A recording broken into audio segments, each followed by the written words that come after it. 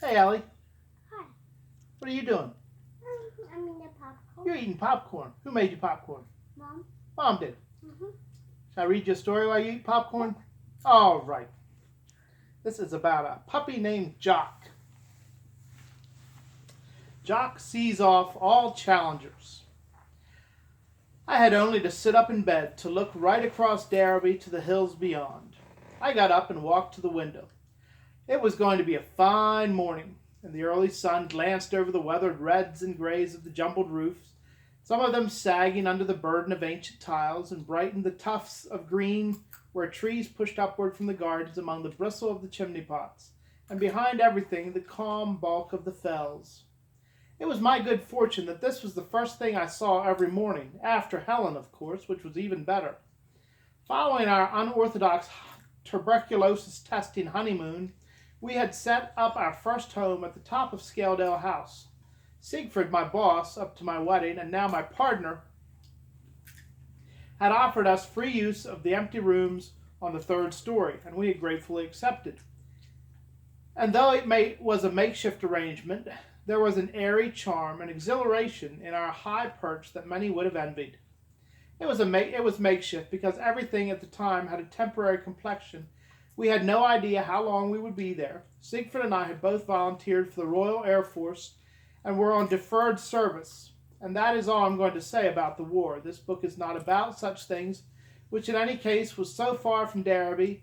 It is the story of the months that I had with Helen between our marriage and my call up, and is about the ordinary things which have always made up our lives, my work, the animals, and the Dales. This front room was our bed-sitter, and though it was not luxuriously furnished, it did have an excellent bed, a carpet, a handsome side table which had belonged to Helen's mother, and two armchairs.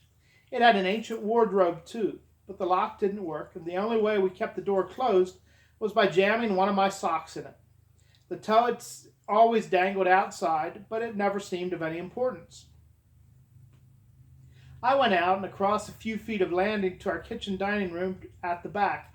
This apartment was definitely Spartan. I clumped over bare boards to a bench we had rigged against the wall by the window. This held a gas ring and our crockery and cutlery. I seized a tall jug and began my long descent to the main kitchen downstairs, because one minor snag was that there was no water at the top of the house.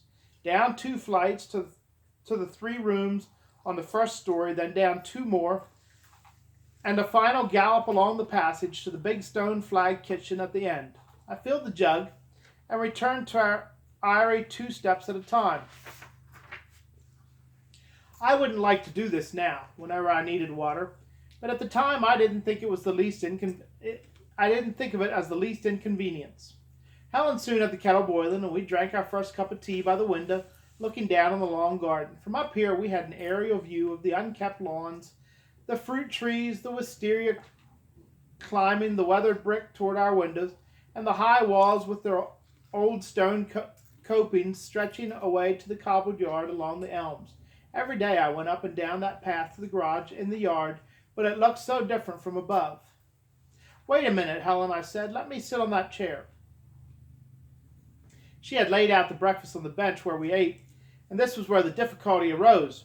Because it was a tall table, and our recently acquired high stool fitted it, but our chair did not. "No, I'm all right, Jim. Really I am," she smiled at me reassuringly from her absurd position almost at eye level with her plate. "You can't be all right," I resorted. "Your chin's nearly in among your cornflakes. Please let me sit there." She patted the seat of the stool. "Come on, stop arguing. Sit down and have your breakfast." This, I felt, just wouldn't do, so I tried a different tact. "Helen," I said severely, "get off that chair." "No," she replied without looking at me. Her lip pushed forward in a characteristic pout, which I always found enchanting, but which also meant she wasn't kidding around. I was at a loss. I toyed with the idea of pulling her off the chair, but she was a big girl, and we had had a previous physical tryout when a minor disagreement had escalated into a wrestling match. And though I had actually won in the end, I had been surprised by her sheer strength. At this time of the morning, I didn't feel up to it, and so I sat on the stool. After breakfast, Helen began to boil water for washing up the next stage in our routine. Meanwhile, I went downstairs, collected my gear, including suture material for a foal who had a cut in his leg, and went out the side door into the garden. Just about opposite the rockery, I turned and looked up at our top story window. It was open at the bottom, and an arm emerged holding a dishcloth. I waved, and the dishcloth waved back furiously. It was a start to every day. And driving from the yard, it seemed a very good start. In fact, everything was good. The raucous cawing of the rooks in the elms above as I closed the double door, the clean fragrance of the air which greeted me every morning, and the challenges and interests of my job. The injured foal was at Robert Corner's farm, and I hadn't been there long when I spotted Jock, his sheepdog. And I began to watch the dog, because behind a vet's daily chore of treating his patients, there is always the fascinating kaleidoscope of animal personality, and Jock was an interesting case. A lot of farm dogs are partial to a little light relief from their work. They like to play, and one of their favorite games is chasing cars off the premises. Often I drove off with a hairy form galloping alongside, and the dog would usually give a final defiant bark after a few hundred yards to speed me on my way. But Jock was different. He was really dedicated. Car chasing to him was a deadly serious art, which he practiced daily without a trace of levity. Corner's farm was at the end of a long track, twisting for nearly a mile between its stone walls, down through the gently sloping fields to the road below. And Jock didn't consider he had done his job properly until he had escorted his chosen vehicle right to the very foot. So his hobby was an exacting one. I watched him now as I finished stitching the foal's leg and began to tie on a bandage. He was slinking about the building, a skinny little creature who, without his mass of black and white hair, would have been an almost invisible mite. And he was playing out a transparent charade of pretending he was taking no notice of me, wasn't the least bit interested in my presence. Wasn't in the least bit interested in my presence, in fact, but his furtive glances in the direction of the stable, his repeated crisscrossing of my line of vision gave him away. He was waiting for the big moment. When I was putting on my shoes and throwing my Wellingtons into the boot, I saw him again, or rather part of him, just a long nose and one eye protruding from beneath the broken door. It wasn't until I had started the engine and began to move off that he finally declared himself, stealing out from his hiding place, body low, tail trailing, eyes fixed intently on the car's front wheels. As I gathered speed and headed down the track, he broke into an effortless slope. I had been through this before and was always afraid he might run in front of me, so I put my foot down and began to hurtle downhill. This was when Jock came into his own. I often wondered how he'd have fared racing greyhounds, because he could run. That sparse frame housed a perfect physical machine, and the slender limbs reached and flew again and again, devouring the stony ground beneath, keeping up with the speeding car with joyful ease. There was a sharp bend about halfway down, and here Jock invariably sailed over the wall and streaked across the turf, a little dark blur against the green, and having craftily cut off the corner, he reappeared like a missile, zooming over the gray stones lower down. This put him in a nice position for the run to the road, and when he finally saw me to the tarmac, my last view of him was a happy, panting face looking after me. Clearly he considered it a job well done, and he would wander contentedly back up to the farm to await the next session, perhaps the postman or the baker's van. There was another side to Jock. He was an outstanding performer at the sheepdog trials, and Mr. Corner had won many a trophy with him. In fact, the farmer could have sold the little animal for a lot of money, but couldn't be persuaded to start with him. Instead, he purchased a little female, a scrawny little counterpart of Jock, and a trial winner in her own right. With this combination, Mr. Corner thought he could breed some world-beating types for sale. On my visit to the farm, the female joined in the car chasing, but it just seemed she was doing so more or less to humor her new mate. She always gave up at the first bend, leaving Jock in command.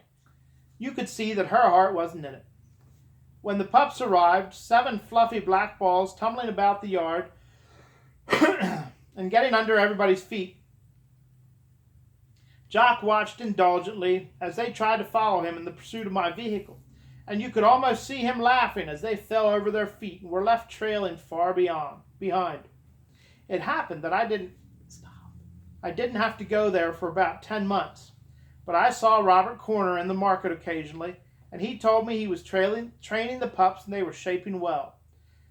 Not that they needed much training, it was in their blood. And he said they had tried to round up the cattle and the sheep nearly as soon as they could walk. When I finally saw them, they were like 7 jocks, meager, darting little creatures, flitting noiselessly about the buildings, and it didn't take me long to find out that they had learned more than just sheep herding from their father. There was something very evocative about the way they began to prowl around in the background as I prepared to get into my car, peeping furtively from behind straw bales, slinking with elaborate nonchalance into favorable positions for a quick getaway. And as I settled into my seat, I could see they were all crouched in readiness for the off.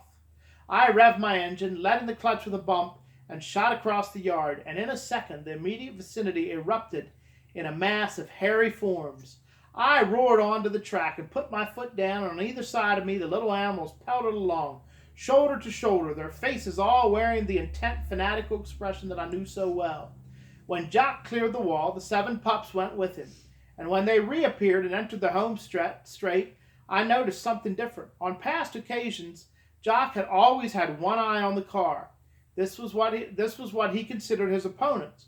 But now, on that last quarter mile, as he hurtled along at the head of a shaggy phalanx, he was glancing at the pups on either side as though they were his main opposition.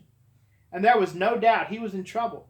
Superbly fit though he was, these stringy bundles of bone and sinew which he had fathered had all his speed plus the newly minted energy of youth, and it was taking every shred of his power to keep up with them.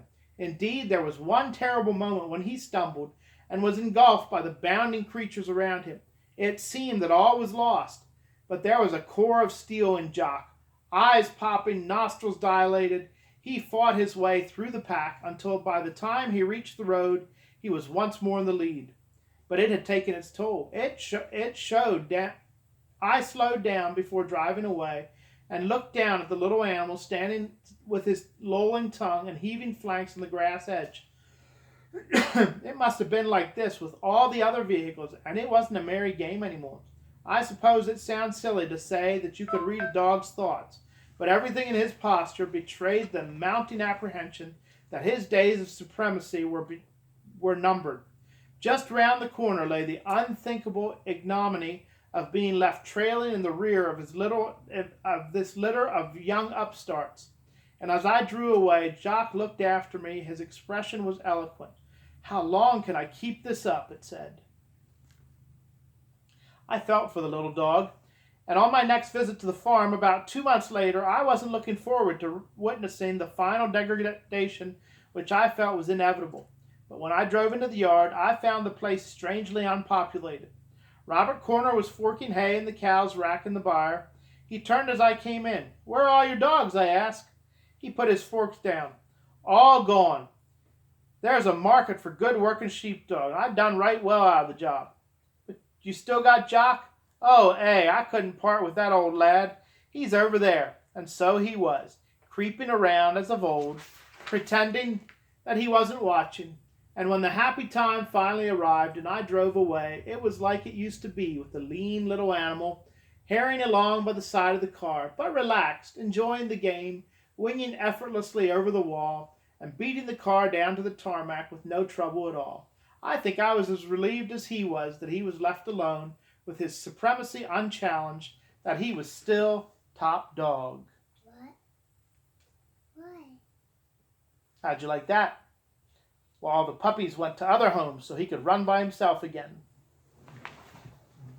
Let me get it. Last time I was being so slow.